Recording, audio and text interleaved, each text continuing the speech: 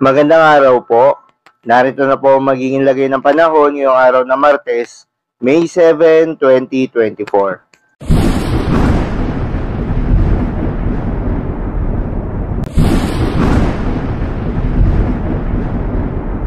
Sa kasalukuyan at ayon sa Pag-asa, easterlies pa rin o yung mainit na hangin galing sa karagatang Pasipiko ang patuloy na nakakaapekto sa buong bansa.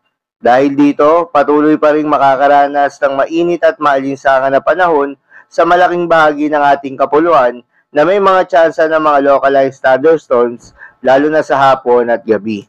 Samantala, may nabuo na ang dalawang low pressure area sa may southeastern part ng Mindanao at tinawag ang mga ito na Invest 90W at Invest 91W. Posible na ang isa sa mga ito ay maging bagyo at pumasok ng ating Philippine Area of Responsibility. Base sa datos na inilabas ng Pag-asa, usually kapag buwan ng Mayo, yung mga naboboong bagyo na pumapasok ng ating Philippine Area of Responsibility ay dumidigit sa ating kalupaan. Bago ito lumihis papalayo, kaya naman ating babantayan na magiging development nito.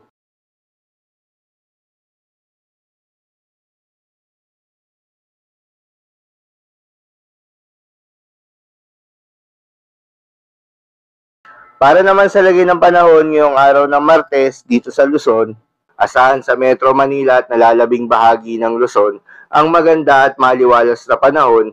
Asahan rin ang mainit at maalinsangan na panahon lalo na sa bandang tanghali.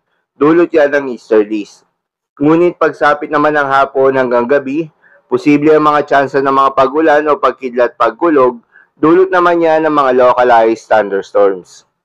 Para naman sa Visayas at Mindanao kasama ng Palawan, dahil pa rin sa epekto ng easterlies, asahan rin ang generally fair weather condition na may mga tsansa ng mga localized thunderstorms lalo na sa hapon at gabi. Itong localized thunderstorms ay tumatagal lamang ng 10 minuto kung panandalian lamang. Ngunit kung during severe cases, nagtatagal ito ng 2 to 3 hours. Kaya naman posible ang mga pagbaha o pagguho ng lupa during severe thunderstorms. Para naman sa lagay ng mga dagat baybayin, ayon sa Pag-asa ay wala namang nakataas na gale warning sa anumang seaboards ng ating bansa. Kaya naman malayang makakapamalaot yung mga kababayan nating mangingisda, pati na rin yung may mga maliliit na sasakyang pandagat. Iba yung pag-iingat pa rin sa mga kababayan nating maglalayag dahil kung meron tayong offshore thunderstorms activity, ito yung mga pag-ulan sa ating mga dagat baybayin, asahan natin ang posibleng paglakas ng hangin at kaakibat nito ang posibleng pagtaas ng mga alon. So, yun lamang po para sa lagay ng panahon ngayong araw na Martes. Keep safe everyone.